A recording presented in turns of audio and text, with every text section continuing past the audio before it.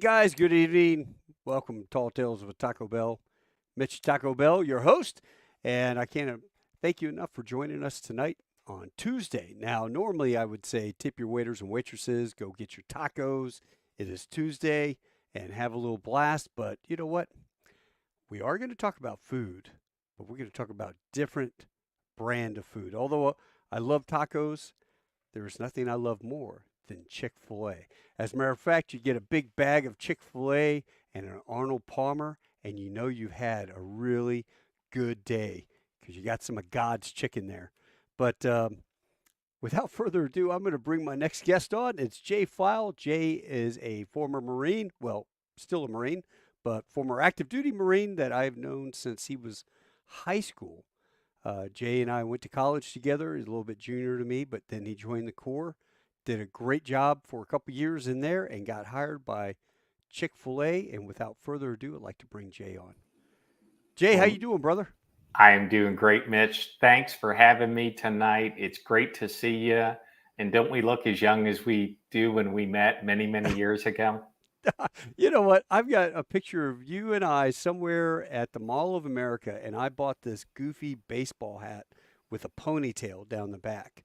And you and I passed each other on an escalator, and you're with a whole group of your new employees or whatever, and you're like, Mitch, you know, got a ponytail hanging down. But God, it was hard to believe that was 25 years ago.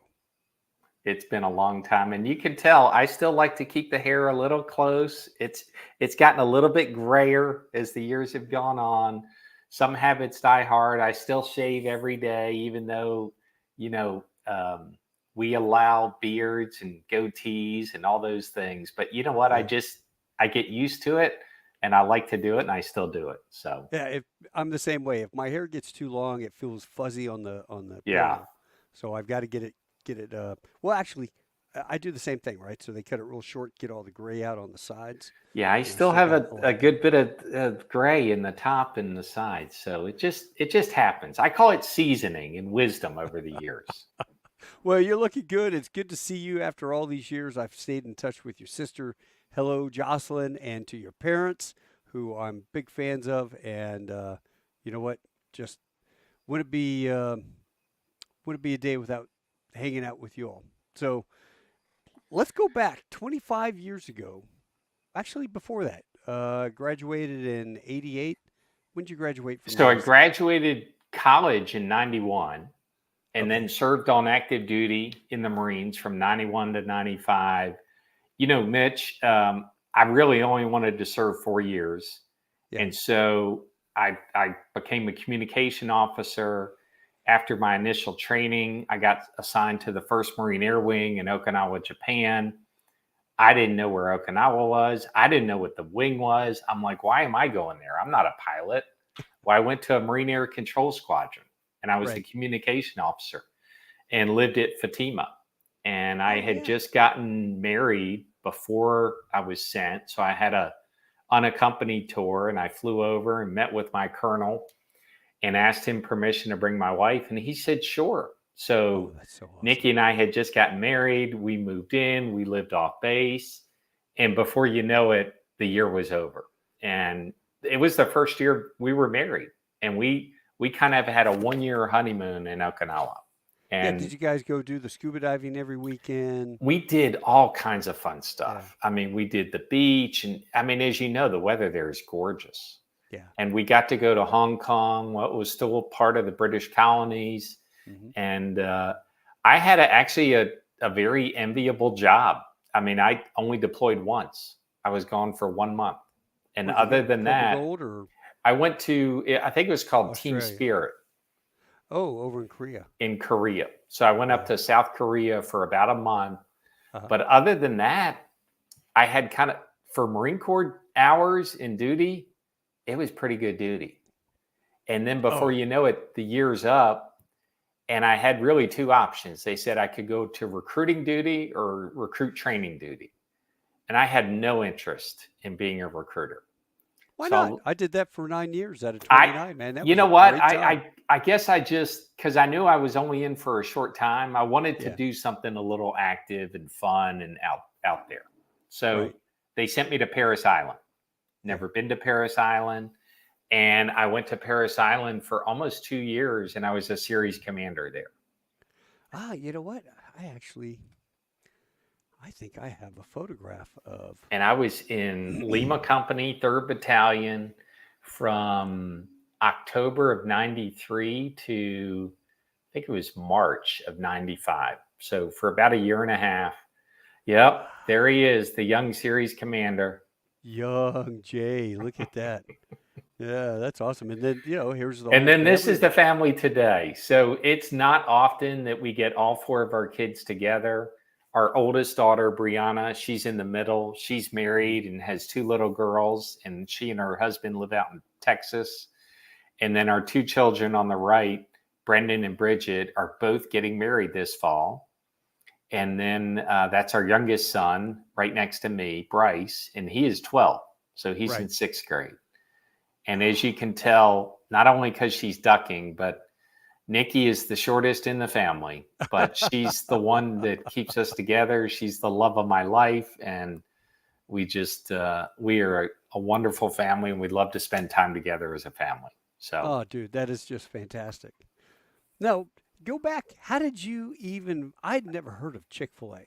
I mean, I've, I don't think I heard of Chick-fil-A till I moved to Texas. yeah, So, how I did you was discover Chick-fil-A? Well, after the Marines, I spent a couple years with a sales job, and then I went back to graduate school to get my MBA. And Uh-huh. then through that experience, so I went to Rollins College in Orlando, Hmm. and we knew we wanted to move once I finished school. And so at that point, with two young kids, we were really focused on either living in the DC area where we had family or in Right. greater Atlanta, because Nikki's sister and her husband lived in Atlanta. So I went to an interview event in, I think it was October of 97 in Atlanta. Uh-huh. And literally, I would take any interview. And, Uh-huh. you come to Atlanta and you want to work for Coca Cola, Georgia Pacific, Home Depot. Bell South, Home Depot. Yeah. Well, I got 2 interviews with Chick-fil-A. And I was like, Chick-fil-A? Aren't they that fast food? I mean, like, Mitch, people who knew me in high school and college, like I didn't even eat fast food. Like I Yeah. was a picky eater. I mean, I ate chicken, but I was like, so I had these 2 interviews, and I was just blown away by the people that I interviewed with. I had done a number of interviews getting out of the Marines and even in Yeah. grad school. And these 2 interviews were so different. Why And is that? the biggest difference was they cared about me. Like they were asking me questions about me, not just the work that I could bring to the organization. Hmm. And actually, one of the guys who I interviewed with, I think it was God's hand had it all over it. He had just run the Marine Corps Marathon, I think a week or two before. Uh-huh. And in 97, I had done, trying to think, I'd either done one or two. And, it's a crazy experience and everyone Yeah. likes to Big talk time. about it. And so we just bonded over my Marine experience and my Marine Corps Marathon experience and his that he just went through. Yeah. And But did fast you forward, beat him? Did you beat him? Did uh, you have a better I time or think not? we ran about the same time. Okay. Unfortunately, the first one I ran, actually, it was when I was in college. I did zero training. I mean, literally zero training. I had just finished Oh, goodness. OCS, but you're in great shape, but you're not in marathon shape. No, no, I was So I going to say got that hurts. to I got to like mile 13 or 14 and just it was it was the wall. So I Yeah. ran so fast the first half. Well, the second half, I mean, it took me 4 hours and 17 minutes. Yeah. And then I didn't do it again. I guess I did it in, was it actually, it was '01. It was right after 9/11. I Uh-huh. think that was the second time I did it. I did it in the same time, but it was a much better experience because I trained for it, and you run, walk, and you do all that. So So that interview felt pretty good then. the interview felt good. We had the Marine Corps Marathon connection, and then they invited me back for the next round, which was at their support center, which at the Okay. time was our home office. And Now at that time, how long had Chick-fil-A been in service? I mean, well, been actually, operating. they were founded in 1967 in a mall in Atlanta, Georgia. So Oh they had wow, been in business a long time. 87, I mean, 30 years. Yeah. But Mitch, at that time in 97, we had done just a little over 700 million in sales. And we probably had about the same number of locations, about 700, and probably 600 of them were in malls, Really? So in the you food all were court. really mainly just a mall We were asset. just and that's where we started. Yeah. Truett's story, he grew up a really poor child of the Depression, Mm. and I think he probably didn't have any education beyond ninth grade. And Mhm. his mother kind of ran a boarding house. And like when he and his brother Ben finished the army in World War II, they opened a restaurant, and it was called the Dwarf Grill. And at the That's so cool. time, the Dwarf Grill was a very basic menu. They actually served beef. They didn't serve any chicken. They served breakfast. So it was a little bit like a Waffle House of today. Okay. And they opened it in Hapeville, Georgia, which is where the Atlanta airport is. Yeah. And they had two main customer bases. One was the Delta employees who would get off lunch and have about a 30-minute break. And then Ford Motor Company had also opened up a plant, and those employees who worked in the Ford Motor plant had a 30-minute break. And so Truett's main customer bases were the Delta and the Ford employees, and that's who he started serving. And he was in business at the Dwarf Grill for 20 years before he opened his first Chick-fil-A location. Really? And that was in a shopping mall in Atlanta, Georgia. His sister had opened a gift shop in the mall, Uh-huh. and she complained to Truett, it's like, there's nowhere to eat in here. And Really? for years, for probably 10 years, he had been tinkering with this chicken sandwich. Hmm. And he wanted to prepare it quickly. And so he decided to get boneless, skinless chicken breast. Hmm. And then he also came up with a way to pressure cook it. So literally, you could cook the sandwich in about 3.5 minutes because the customer bases only had about 30 minutes for lunch. So Sure. he came up with this sandwich. Well, literally, he's like, I don't just want to sell this sandwich at the Dwarf Grill. I want to start a new chain called Chick-fil-A. And he started in the Greenbrier shopping mall in 1967.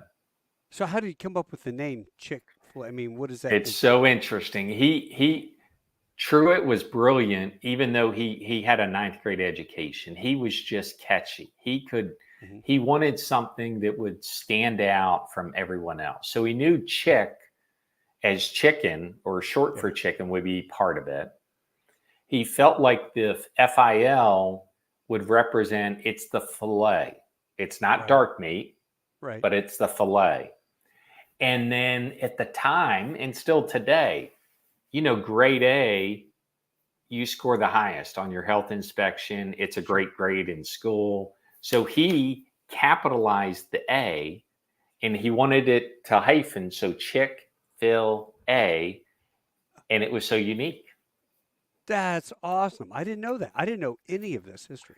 And he opened in the shopping mall. And remember, in 1967, and really the late 60s and 70s, shopping malls were opening across America. I Right. mean, that's where this was before Walmart's. This is really before, there Yeah. was some downtown shopping areas, but no one had a mall where you could go inside and it's climate controlled. And then there's a Oh. Sears, and there's a Von Mar, and there's J.C. a J.C. Penney's and Penney. Spencer's. Well, and they were smart. They're like, well, people want to eat. So they'd put a food court usually at the middle of the mall. The smart malls at least did it. And they'd have all kinds of shopping. They'd have all kinds of food for the guest. And that's where we focused. And we were, for our first 20 years, we were Yeah, only in malls. it's amazing. And remember, this was important to Truett in 1946, and it remains important to us today. We close every Sunday. Right. And So Truett very did it. Truett did it for two reasons. One, he was tired.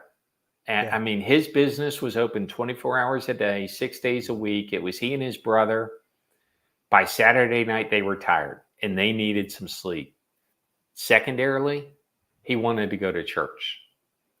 And so Nice. and we still honor that commitment that he made in 1946 today. So think about this, though. Most malls, what's the busiest shopping day? It's Sunday. Saturday, Sunday. Yeah. Yeah. So for our first 20 years, it was hard to get deals done in malls across America because many of the best malls in the country, they didn't Oh, want they us didn't want you because you weren't open. because we weren't open on their busiest day. So, Mitch, if you Makes looked at a sense. map, when I joined Chick-fil-A in 98, if you looked at a map of where we were across the country, we'd be like, why are we in Des Moines, Iowa? And then why are we in Lincoln, Nebraska? And then why are we in Sacramento? Because we could get a deal there. Yeah. I mean, it wasn't like, let's go to a market and open 20. It was more, okay, we found a mall developer who wants to do business with us. Yeah. And they have a mall in Philly, in Lynchburg, Virginia, in Louisiana, and in Nebraska. Guess what? We're going to open in all of them. Good God. So go back for Truett's vision. I mean, I know Ray Kroc, McDonald's had his assembly line method. Did Chick-fil-A take something from that, or where or who Yeah, I think built what I would this? say, Truett, one of the hallmarks for Truett was he wanted good tasting food served quickly. And Mhm. that's where the Chick-fil-A sandwich, where you could cook it in pressure cooked environment for only 3.5 minutes. So, but he was always focused on great tasting food. Mhm. He knew that that's why customers are coming to pay good money for him. So he always cared about the food.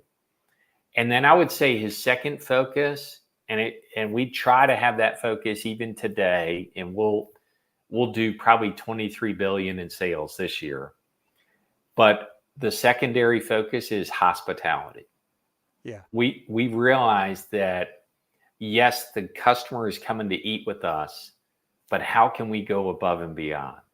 How can we open the door for them? How can we say my pleasure? How can we say we hope you have a great day? How Yeah. can we clear the table and refresh their beverage?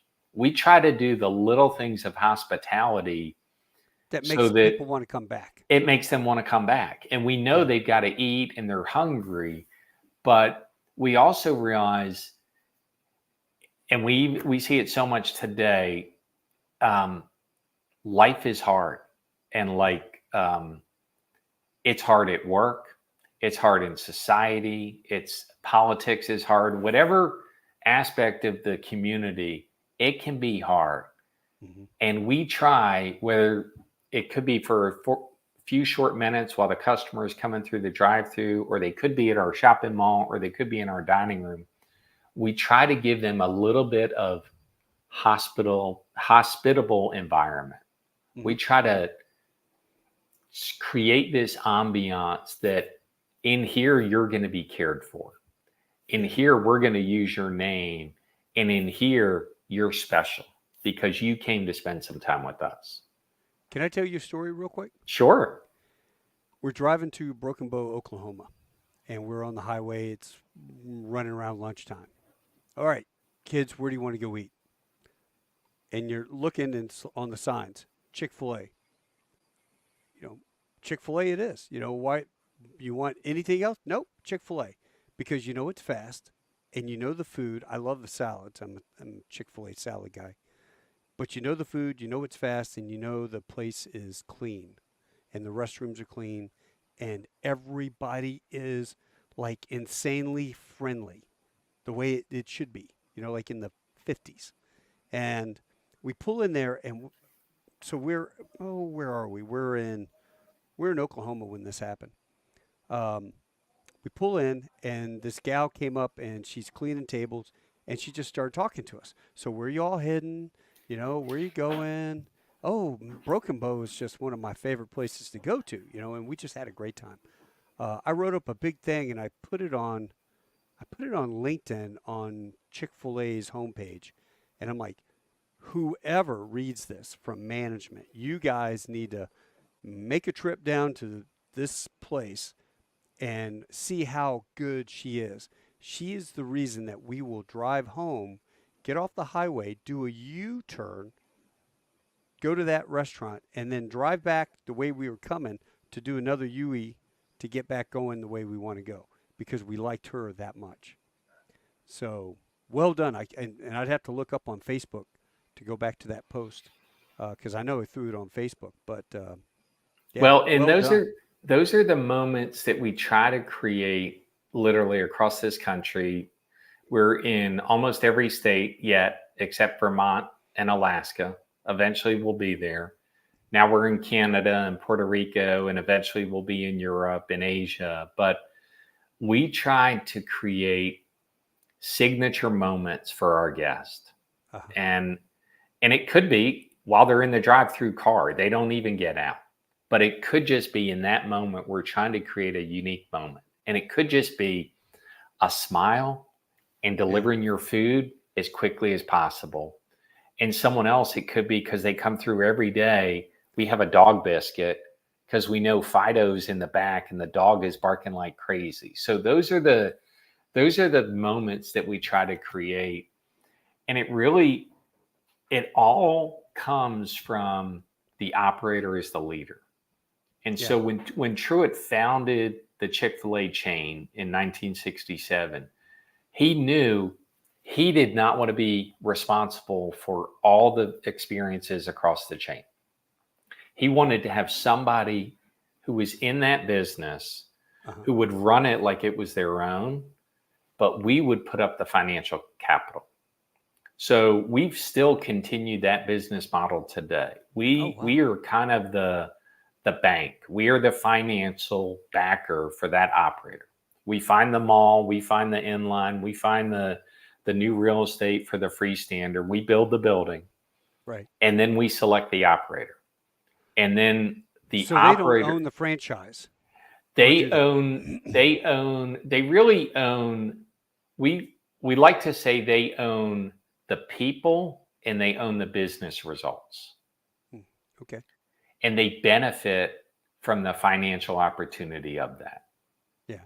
And so, but from a ownership of the assets of the business, like the building and the equipment and the land and all, Chick-fil-A owns that. So how did you guys, or what do you teach? I mean, your operators obviously have a playbook, and no other restaurant. I mean, you don't go to Burger King, get the same service. You don't go to Mickey D's, nowhere except for Chick-fil-A. You pull up and you look at the line, you're like, oh my God, this is going to take forever. And you are literally in and out of that line in about 7 minutes. It feels like maybe 7 minutes in a car with 40 cars in line, and then funnels from 2 lanes to 1 lane to go to the drive-through. How do they come up with that? I mean, it's like a NASCAR operation. And it's so, people ask me this all the time. I really say there's two main reasons we have the success that we have today. The first is our business model, and I touched on it briefly, but like we take the risk. Like Mm-hmm. we build the restaurant, we put up all the money, we take the risk that we're going to be successful, and we put up all the capital too. So we have a business model that we're the financial backer, yet the operator benefits from a financial standpoint even more so than like they're the owner. because here's what we do. At the end of each month, we split net profits 50-50 with that operator. Now, we have a franchise fee, there's rent to be paid, but when you pay all that, when you pay your team member wages and your marketing and your trash and all the other, if there's $100,000 in net profit, the operator gets half and we get half. So there's a franchise model that really works for us, but it also works for the operator. And then I would say the other success is the people that we've selected as operators, because these are people that they want to have their own business, but they don't have the capital. These are people who I often say it's kind of a combination of a couple different personalities. First, it's a business person. Like, you need to understand the profit and loss statement, how you generate sales, how you control cost, how you keep the financial engine of the restaurant humming. Secondarily, you're a restaurateur. I mean, like, you're serving lots of different food each and every day, and it's up to you to make sure that that food is served to the right temperature, the right amount of salt on the waffle fries, that there's the appropriate amount of whipped cream on top of the milkshake, and all the details that are built in. So you've got to be a business person. You got to be focused on the quality of the food. You've also got to be a counselor, because you've got about 80 to 100 team members who work for you. Yeah. And when you're there, they all want to talk to you. And they all have like challenges in life. And many of the people that we employ have significant challenges. Well, you have a lot of high school kids. Well, it really it's almost like the starter job. Like it can be. Yeah, many operators hire teenagers at 16, 17, and 18. It's kind of a mixture. You'll have your high school and college and part-time, and then you'll have your long-term kind of lifers.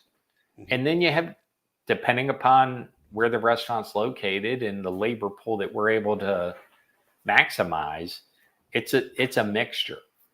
But the operator is creating a work environment that like is keeping people there. Yeah. It's a positive work environment. But part of it, like I said, the operator is there, and we're open 6 days a week. The operator is probably there 6 days a week. I mean, they are actively, they don't only own the results and the people, they own like what happens there. Yeah. And now that doesn't mean they're there from open to close every day, but they need a presence, an active presence in the restaurant. Sure. And then I'd kind of say that the final thing is they're like a coach. And many of us had coaches growing up, whether in school or outside of school. And the toughest coaches are the ones who like held us accountable, and they'd kick us in the butt or they'd pat us on the back. And like, sometimes you do both at the same time, and sometimes it's just the pat on the back. But like, the best coaches get the best results. Yeah. And I would say you look at our most successful operators, and they have elements of each of those that help them be successful. Is there a pattern in the MMPI test that you give that you look at and you go, that person is going to successfully fit the mold? This person probably won't. Yeah, it's not really testing related. What I would say, we have a very deliberate selection process, and we also have a lengthy selection process. And so I would say the average timeline is usually about 6 to 9 months from when someone would submit their application to selection. And through that time, we're spending a lot of time with them. Yeah. And they're not just interviewing with the decision maker, but they're interviewing with other people. And what we found is really important. Sometimes in interviewing, the people who are interviewing for the job, they shine for the hiring manager. Sure. But the person who drove them from the airport to the office, they're treating like dirt. Sure. Or they go out to lunch with the secretary and they're like, oh, you're a secretary? Oh, I guess you're going to do my expense reports. It's like, well, no, so we try to get a true sense of the individual over time. And part of that is like, we want to spend time with them. And if they're married, we want to spend time with their spouse. Sure. And we want to have meals with them. So it's not as much how they perform on the test, but it's how we feel about their candidacy. And they come from all walks of life. We've had a number who've come from the military. We've had a number that come from corporate America. Some come from a ministry background. Some come from a teaching background. Some people actually worked in the restaurant their entire life. So it's kind of all work and life experiences can bring you to that. But then we try to create the framework where the operator can have their own business, but they're not in business alone. I've got a guy for you. He's applying right now. Scott Duncan. Is he? Yeah. They've gone to Atlanta for a couple of the interviews. Okay. And, it's like, hey, man, they're praying on it, and we'll see what happens. And, F-35 Marine pilot, F-18. Oh, is he? Okay. Oh, yeah. Great That's guy. awesome. Then I just talked to another Navy buddy, Jeff Mulkey. Just met him through a Navy buddy that I actually had on my show. And Jeff and I spoke on the phone, and he is an operator. And, wait, I'm trying to think. Is out in California, isn't he? No, here. Oh, in Dallas, Texas. Okay. Yeah. Okay. Yeah, I recognize the if name. He knew you, and he said, "Yeah, I've run across him at events. Yes, but I haven't sat down with him and really gone in depth with. I've heard him speak. I've heard Jade speak, but I haven't had a chance to talk to him." Well, fortunately, we've been hiring more and more Marines over the years. We have one buddy of mine. He's a Naval Academy grad. He was a Marine helicopter pilot, and he flew for HMX-1. Oh, really? And his name's Sandy Lee. Awesome guy. He goes to church with us, lives here in Atlanta. But we've been able to bring on more and more Marines. So for years, I thought there was me and two other folks. The Marines have always been the smallest service, and it seems like in any community, we're always the smallest. But we've been able to bring on more and more Marines, which I hope is helping for Chick-fil-A's success as well. Well, I was going to ask that. What percentage of military are operators? That's not a number that we track, but I would tell you. You should. Yeah, we should. I think it's probably more like 10%. Oh, wow. Yeah, I mean it's and growing. Yeah. So. Yeah, because I'm sure there are a lot of vets that would love to, start something like that. They opened up Chick-fil-A at the airport at DFW, and I love going to Chick-fil-A except for Sundays. I get really bummed out when I forget what day it is because I've been flying for a couple of days, and I get on the tram because I've got an hour and a half. I'm going to go jump in line at Chick-fil-A, and I get around there and it's empty, and I'm like, oh, it's Sunday, isn't it? I totally forgot. It's so funny because Truett likes to, when Truett passed away in 2013, and he used to tell the story of like on Sundays, I mean, he'd like to eat Chick-fil-A too. He and his wife, Jeanette, would go to church. They'd want to go and eat. And so he used it as his opportunity to go see how the competition was doing. And so it was funny. He tells the story one time he was in the KFC drive-thru and they recognized him. And they're like, Mr. Cathy, you're in the Kentucky Fried Chicken drive-thru. He's like, well, I just want to see how you're doing. We're going to be reopened tomorrow, so I want to see how you're doing. But he would do that. And, he would say this, and I think others believe it too. I think by being closed on Sunday, all of us, we want Chick-fil-A a little bit more on Monday. That's a true statement. You hold it away from somebody, and it just makes you crave it even that much more. So yeah. Well, Teresa had it today for lunch, and I grabbed the bag and said, "I need this bag for the show tonight." And except they spelled her name wrong, but that's all right. Now we got a spicy sandwich, got the grilled chicken salad, got a root beer, I guess, and they got some Arnold Palmer's. So the fact they have Arnold Palmer's my favorite. I love. Well, it's interesting. So How'd we they come actually up with call that? them Sunjoy Really? because, well, the name Arnold Palmer's is a registered trademark Oh, of the Arnold Palmer Company. So you may be able to use the name Arnold Palmer, but if you order it at Chick-fil-A, and we know what you want, but yeah. we will say, "Oh, would you like a Sunjoy?" And we'll say, "Oh, it's half lemonade, half Ah, iced tea." I know, isn't that interesting? yeah, that is pretty funny, actually. I love it. Well, what's your favorite story of working at Chick-fil-A? A time I'm gonna put you on solo here. A time that you were because you're regional director, right? Yeah, so I lead our team that's responsible for supporting all of our operators and selecting our operators in the northeast part of the country, from Okay. Washington D.C. north, and then through Pittsburgh in the west. You know, Mitch, when you asked me that question, I go back to a time, and this was probably in '02 or '03. There were the early days that I was there. Truett was just getting to the point where he couldn't really drive himself anymore, but he was still our chairman and CEO, and he was still doing a number of speaking engagements, and he was still very active. Right. So for about 2 to 3 years, we were assigned to take him to speaking engagements, and sometimes they were local and sometimes they were out of town. So there was one night where I got the speaking engagement for Truett. And so I had to go get his car at the office. I drove out to his farm.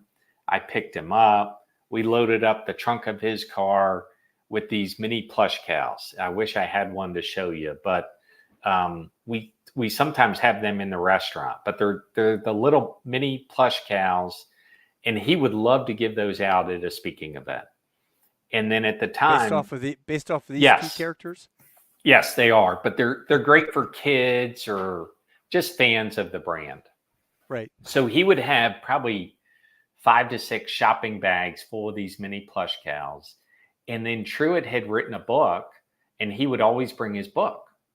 Right. And in fact, I might have, let's see, I don't have it with me right here. Sorry. It's somewhere in my office, but I should have been prepared to have the book. So he would bring books. He'd bring about 100 books and 100 plush cows to a speaking event. Right. And so I picked him up, and probably for the first 15 to 20 minutes, he'd talk to you. He'd ask you all kinds of questions, and then he'd take a little bit of a nap. And so it usually took us about an hour to get there. And so we get there, we have dinner, and he was always the guest speaker after dinner. And Hmm. he told me, he said, "I want you to take these cows and the book, and I want you to sell them in the back. And I want you to sell the cow for $10 and the book for $10. And so Yeah. for a total of $20. So he gets up, and I probably sold half of the supply before the dinner had started and during Sure. dinner. And then he gets up and he gives a speech, and he kind of gave his standard speech at all these events. And then he said, "And I'm going to give you a deal. I want you to, if you buy a cow and the book, you get them both for $10. And I was like, "True." Oh, wait a minute! You sold it to I, everybody beforehand for so 20. when he got off the stage, I mean, I was busy because they all went to the back. And most Yeah. people are just, I mean, it's hand over fist, and like I'm out. There was one lady, she came up to me, said, "Hey, I bought these books. I bought the book and the cow, and you charged me $20." And he just told me I could get it for 10, and I gave her 10 back. I'm like, "Ma'am, I'm sorry.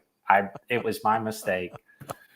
But then at the end of the night, I'm like, "Truett, you know that was different than what you told me earlier. He goes, I know. I felt generous. Ah, And so we probably, I don't know how much we had, but I had this wad of cash, Mitch, yeah. because remember, this is '02 or '03. There's no credit cards, no mobile pay or anything. Hmm. I probably had $1,000 cash. Yeah. And I drive him home. I take the car back to the office. I go back into the office the next day. I go up to his secretary. She asked me how the event was. I told her everything. And then I'm like, and I have this $1,000 cash. And she's like, oh, I'll just take that. And she puts it in a drawer. And I'm like, huh, I guess when you're a billionaire, that's what you can do. So, but I share that story because and I had the chance to travel with Truett a couple different times. Uh-huh. What just impressed me the most about him is he would light up when he met kids or he was at an audience. I mean, like he was fully on. Yeah. And even part of the one-on-one time we had together, he was asking me questions. Tell me about your wife, Nikki. Tell me how many kids you have. What do you like to do with them on the weekends? Where do you go to church? I mean, just asking me really true questions. He wasn't asking me what I did. He didn't know what I did. I worked for him. I drove him that night. But he was asking about me. And I go back to when I interviewed. The differences in the interview, they were asking interview questions about me. Yeah. And in all the interviews that I had done when I was getting out of the Marine Corps and when I was leaving graduate school, I can't recall another company that asked interview questions about me. They would usually ask, well, what can you bring to us? How can you solve this problem? Tell us your greatest accomplishment or things like that. And they were genuinely interested in me and my family and what was important to me. And it was in the interview. It was in the office day to day. It was with the CEO and the founder and the owner of the business. And Mitch, what's most impressive today, it's still the same. Because how do you guys manage that in this day and age of I corporate wokeness? think one thing that is fundamentally different is we have a family in the Cathy family who's totally committed to Chick-fil-A. So And there's still, is it private or public? It's still privately held. Privately held, family owned, and family controlled. And so I'm trying to think, I guess this was in, Truett was the CEO probably until 2010. Wow. Just recently, yeah. And then Dan, his son, was the CEO up until 2 years ago. And then Dan's oldest son, Andrew, is our current CEO now. And so in the history of Chick-fil-A, we've only had 3 CEOs, and they're all Cathy family members. And what is, Truett had great business wisdom and vision. But I'll say this, I think what I'm most impressed about is how he raised his 3 children and how his 3 children have raised their 12 children. Oh, nice. Because these are individuals who they care about each other and they care about Chick-fil-A. And realize our size, when you look at family-owned businesses, we're one of the largest family-owned businesses, not only in America, but in the world. And we're continuing to grow. And we don't have debt. And the family is interested in not only preserving his legacy, but in growing the same way that their father and their grandfather did. It's amazing. How many stores do you all have? So as of today, we have, I think it's about 3,600 restaurants I and take and maybe we'll 600. we will probably achieve 23 billion in sales this year, which is just amazing. Yeah. Well, I know when the whole stuff broke with some leftist group trying to attack Chick-fil-A and don't, boycott Chick-fil-A. Boy, the lines got longer. They they did you guys a great job, and what I really love about Chick-fil-A is that you guys did not back down. You stood your ground and you held your principles. Well, it was an interesting time. That was in the summer of 2012. I remember Mhm. it well. And Dan, who's Truett's oldest son, was being interviewed. And remember in 2012, I think it was an election year, and um, there were lots of stories in the press about marriage and gay marriage and all these things. And Dan Right. was asked the question, and he answered it truthfully. Right. That to me, I believe in the biblical definition of marriage, a man and Right. a woman. Now, that doesn't mean that Dan doesn't love same sex couples. That doesn't mean that within Chick-fil-A, we had same sex couples. Right. But that does mean, if you're asking me his opinion and our corporate purpose, the bedrock of what we're founded on and what we believe is important is we believe we are founded to glorify God, to be a faithful steward of all that we're entrusted to, and to have a positive influence on all who come into contact with Chick-fil-A. Good God. And I so love it, man. That is that awesome. that doesn't mean we're all Southern Baptists. I'm Catholic. We Yeah. have people who are Jewish. We have people who are Muslim. We have a very diverse, not only staff workforce, but we have a diverse operator population. But Yeah. we all do subscribe to our corporate purpose and our beliefs. Yeah. And most importantly, we want to treat all people with honor, dignity, and respect. And so when those comments came out, unfortunately, they were misconstrued. In many parts of the country, yes, you saw an uptick in lines. In some parts of the country, Mitch, it actually went the other way. Oh. We actually had some boycotts. And so it wasn't all a positive from a business standpoint. But Right. I think one thing that people who really wanted to get to know us, because they did know us, or the people that knew us, Hmm. they knew who we really were. Hmm. But we did not talk about like what's important to us enough. And we didn't talk about like who we are enough. We kind of said, we took the approach of like, we're, which is a little biblical, we're going to let our actions speak for how we are represented in the world.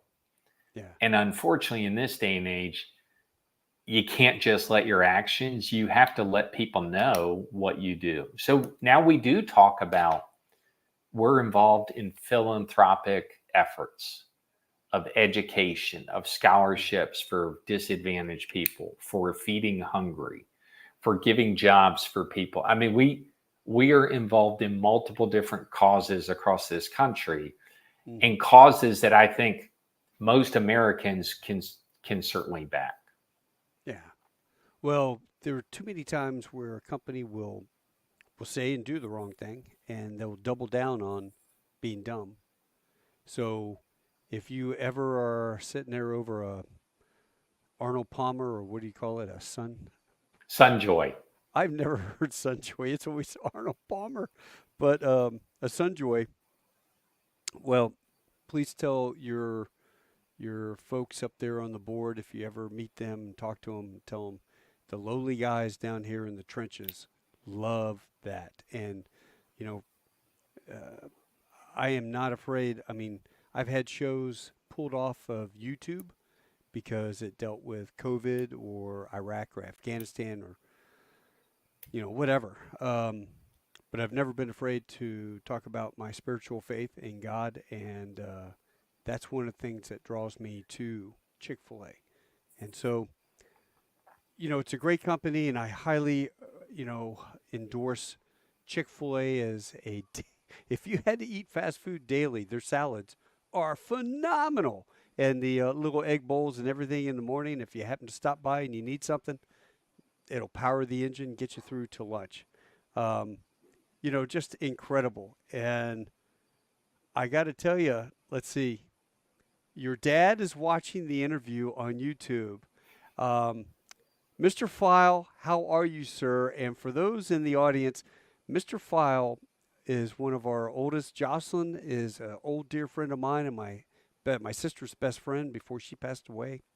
Um, Mr. File was a Vietnam vet whose best friend was Jerry Downs. Jerry Downs, General Downs. Mike Downs. Mike Downs ended Yes. up becoming General Downs, who married Martha Puller, Chesty Puller's daughter, who's the most beautiful woman in the world. And one day we're at their house, and there's General Downs, and I'm just like, holy cow, how nice to meet you, sir. And, Chesty Puller's daughter, and they're all sitting in the living room at the Files house.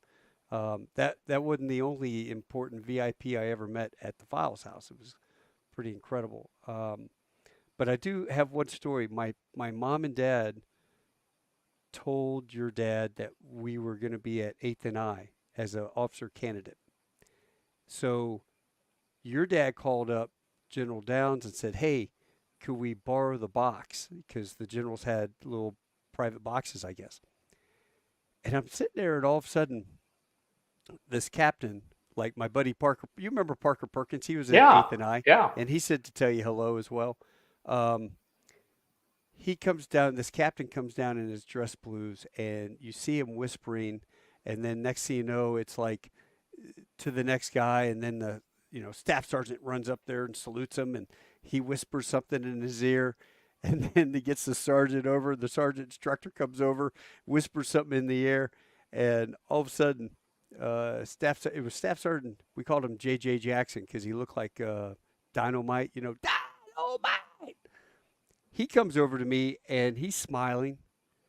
I had never seen the guy smile, and he leans over and he says, "Candidate Bell, do you remember at the beginning of OCS, we asked if your dad was somebody that we would call a VIP?"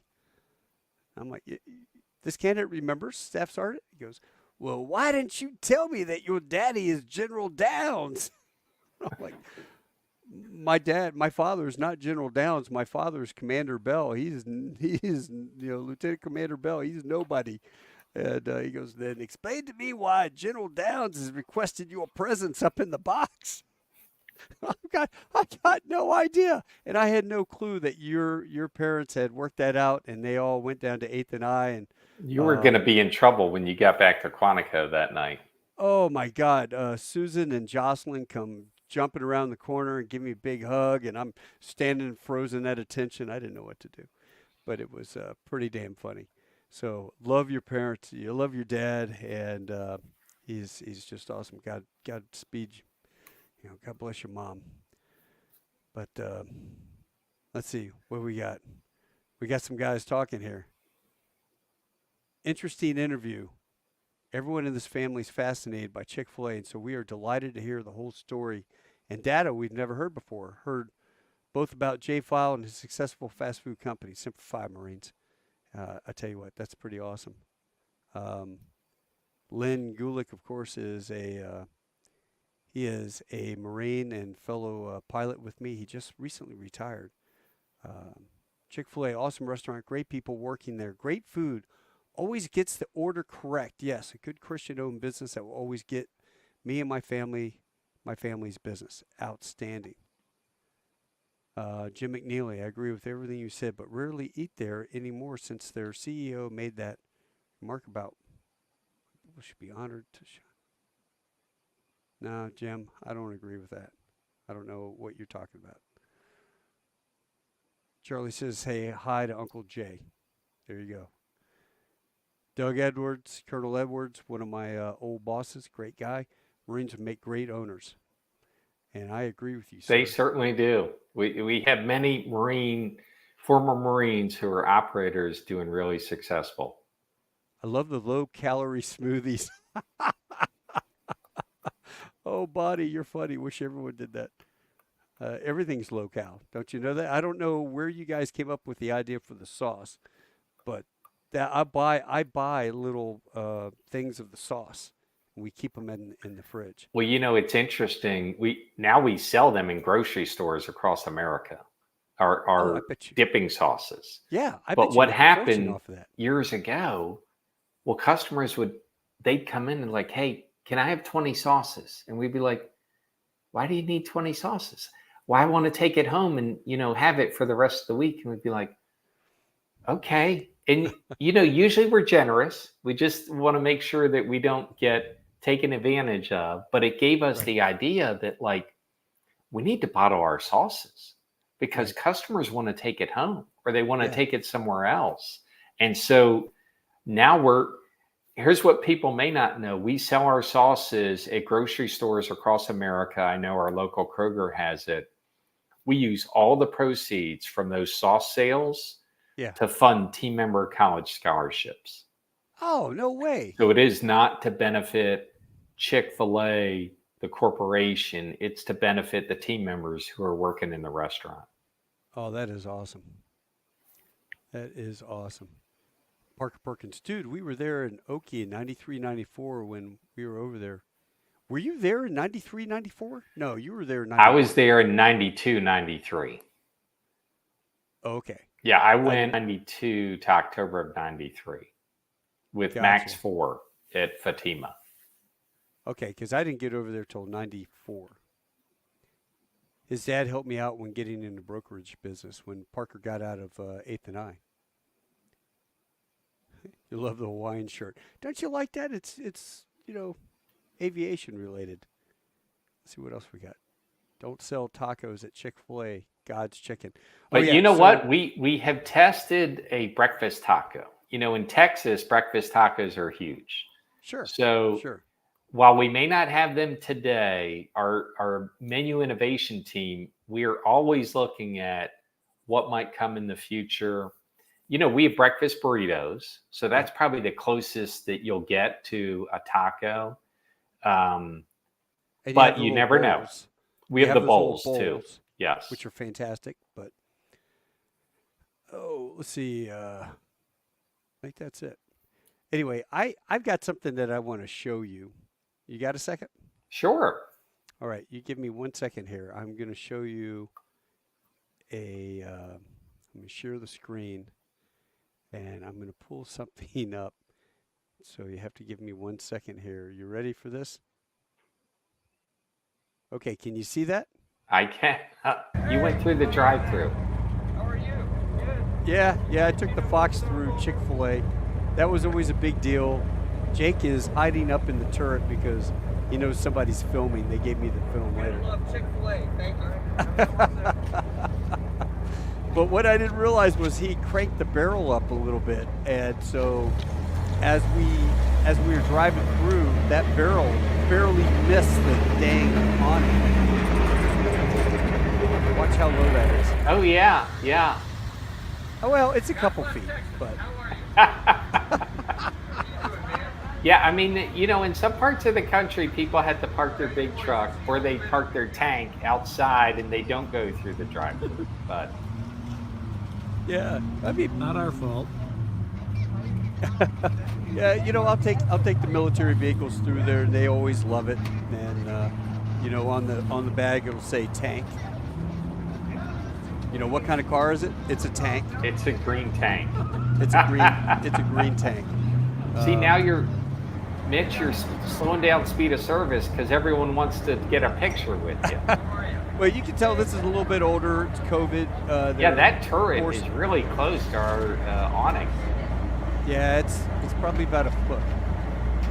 And Jake or the kids that I took before, look, there's a guy to the left who jumped out and take a picture. Yeah, pull the front. I'll get in. Somebody had cranked the turret.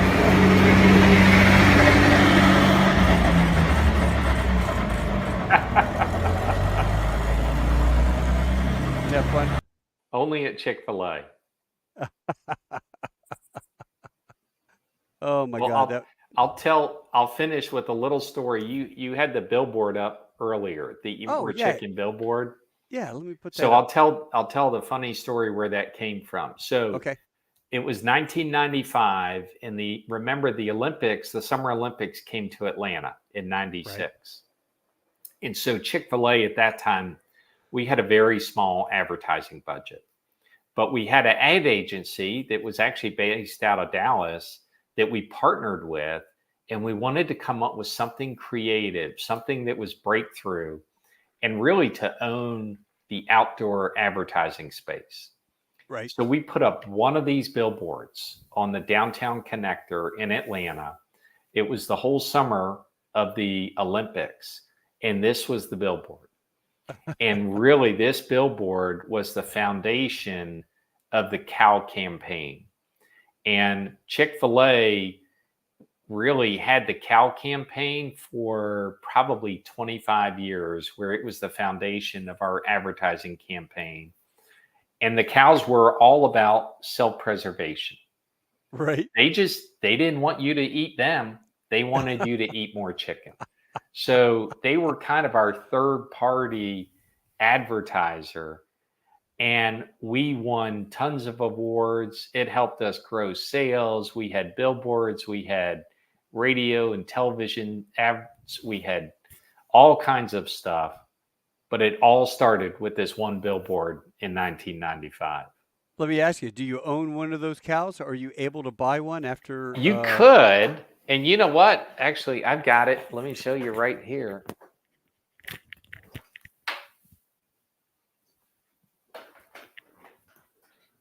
I've got one in my office. We gave these to all the staff members when Truett passed away. And so thanks, Truett. We'll never forget you. Oh, that's cool. And I keep it on my credenza in my office as a memory of Truett, the cows, and Chick-fil-A. That is awesome. I would buy one of those if they sold one and just stick it in the backyard, because I always loved that ad. Eat more chicken. It was the cows, trying to round up, get rid of Unfortunately, across the country, we had some enterprising customers who actually climbed on billboards and stole some cows. Really? And we would never prosecute, but we would say we'd like the cows back because we need to put them up on the billboard. How'd they catch them? Well, most of the time, because they had it in the back of their truck or they put it on their front yard. And so, because if you're going to take something like that, you're not just going to hide it. You want to show it. You got to show it off, right? Well, once they show it, then people are picking up their phones and saying, "Hey, Chick-fil-A, we found your cow." And we'd be like, "Oh, tell us where." Oh, that's classic, man. That's pretty damn funny. Well, if they ever sold one, I'd buy one. I think that'd be pretty fun. Well, we're just trying to sell chicken and milkshakes and waffle potato fries and good salads. So that's what we're focused on right now. Well, you're selling awesome food, but more importantly, you're selling the people. And I think when you look at the age of kids in nowadays and what they're into, when it's totally, doing this, and then you look at the kids that work at Chick-fil-A. And so our kids have had a lot of their friends who have worked at Chick-fil-A. Now, some of the kids, you sit there and go, yeah, he's not going to last long. And sure enough, he doesn't last long. He made it just a little bit, but, one kid didn't make it that we knew wasn't going to make it. But the quality kids that they screen and get in there, especially up near our house, fantastic. And then, like I said, you go to the airport or you go to BF Egypt somewhere in Oklahoma on the border of Texas, and they're just to die for. They're awesome people, and they take good care of you, and they genuinely care about you. How do you teach that?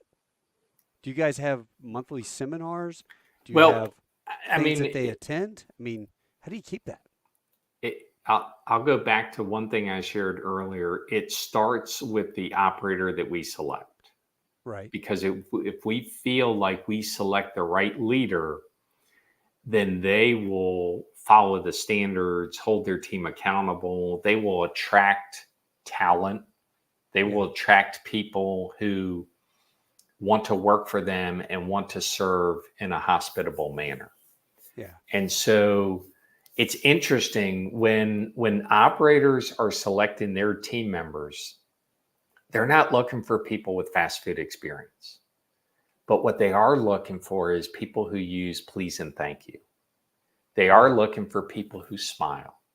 Yeah. They are looking for people who may do well in school, because if they do well in school, they care about school, they're going to care about work. Yeah.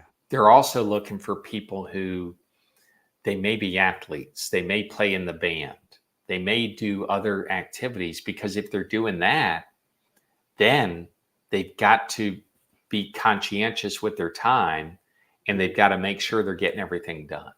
Mm-hmm. And so the skills around my pleasure and the skills around learning the menu and working the iPad while you're walking backwards, and the skills around everything that is important from a customer service standpoint, I mean, it's trained on a daily basis. I mean, the operators may have a team training session on a Sunday at the restaurant. They have a pizza party.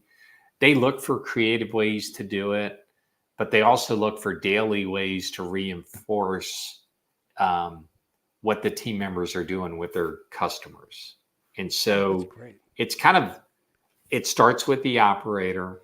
It's modeled and transferred down to all the leaders and then to all the team members who interact with the guest. And then we hear from customers. And sometimes we don't get it right. Most of the time we do. But if we don't get it right, we try to use that as a learning experience and say, great, appreciate the feedback. This is what we're going to do differently, and this is how we're going to learn from it. You know, we have a thing we call above and beyond. You give them above and beyond and just a little thank you. You guys ought to have like a customer above and beyond. Because if there's somebody that really went out of their way or impressed you, I'd like to. I know nowadays it's always I hate to use the term Karens, but you have the Ken and Karens out there yelling at folks and demanding this and demanding that. But when you see the people that you want to recognize, not be, you want to bring out the positive and identify that person. Is there a method within your corporation to recognize? I'd like to recognize Linda. Linda was the most incredible employee, and I work in a customer service realm. How do I recognize Linda? Yeah, we don't have a formalized program that would be implemented across the country. And it really goes back to because each of our operators are independent franchisees of their business. Yeah, but if So they got recognized, they could get a trip they could. Yeah. I to mean, the headquarters in Atlanta for a weekend or something. most people usually do it on Facebook or other social media, or most people will send an email or call the operator or the restaurant and say, hey, I just went through the drive-through and Julia waited on me, and I just Yeah. want to tell you what a great job we did. But we might need a program to do that. No, I mean, just something that, cause I guarantee you all the people that were making comments here, those are the folks that would take the time out to recognize somebody. And if that furthers their career within your organization, what a great deal. Yeah. No, mate. Yeah, we'll have to work on that, right? We will. Well, Jay, I've had you for an hour, brother. It Actually, is more, flown hour by, 10. Mitch, and it's been awesome. So Well, thank you for inviting me. Thank you for letting me share a little bit about Chick-fil-A. And yeah. I hope all of your audience gets to eat more chicken and enjoy our food and our hospitality and keep coming more often. Well, do me a favor. Tell your wife I said I appreciate her loaning you to me for the hour tonight. And tonight is not taco night. Tonight is Chick-fil-A. I'm a big fan, so Well, as we like to say, it's my pleasure. So thank you, Mitch, and it's so good to see you. You too. Hang on 1 second, Jay, would you? And I'll drop you off, and then I'll close up the shop. Hold on 1 second. Thanks again, brother. I can't thank you enough. Hey, folks. Hope you enjoyed that little segment. You learned something about my favorite restaurant, Chick-fil-A. I mean, I'm thinking about Dave Portnoy runs around and he takes one bite of pizza, and he does his one bite of pizza videos. I'm going to start doing that with one bite of tacos on Tuesdays. But I tell you what, maybe I ought to start running around and do a one bite of Chick-fil-A. Uh, I don't know if I do that. I would probably end up eating about 5 bags of the waffle fries in the dipping sauce, and I'll be Burrito Bell, not Taco Bell. Well, I'm already getting there anyway, but I'm working on it. I'm trying to lose my weight, so I am doing salads at Chick-fil-A. You guys have a great night. Thanks again for joining us. Come join us next week. Let's see, what are we doing? I've got Bing West. I'm going to have Bing West on next week, along with a couple of they were young back in the day, Marines who were part of the CAP unit, Civilian Affairs Program, kind of like our CAG units that we had over in Iraq, Civilian Affairs Group, going into the villages and actually living with them. And if you guys don't know who Bing West is, he wrote many, many books, but the one that I'm going to talk about is one called The Village. So do I have it? No, I don't have it here with me tonight. But The Village, incredible book about what the boys went through when they were over there in Vietnam, living with the locals in a village with no backup. So incredible. We'll get that on next Tuesday. Until then, you guys have an awesome night. Let's see what I can do here. I think I'm going to put in this one right here. You guys take care. Adios.